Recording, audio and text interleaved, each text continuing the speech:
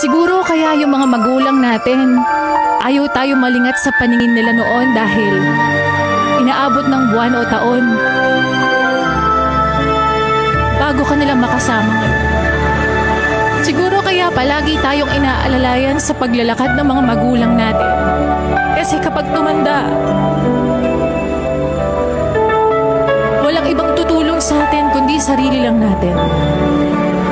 Siguro kaya nung bata tayo, pinapatulog tayo sa hapon kasi kapag tumanda ka na, mamamalimos ka na ng tulog at pahinga.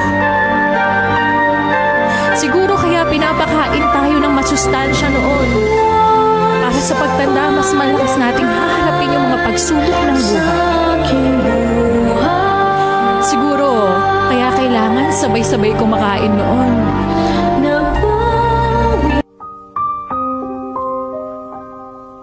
Kasi darating pala yung araw na mag-isa ka na lang kakain ngayon. Dito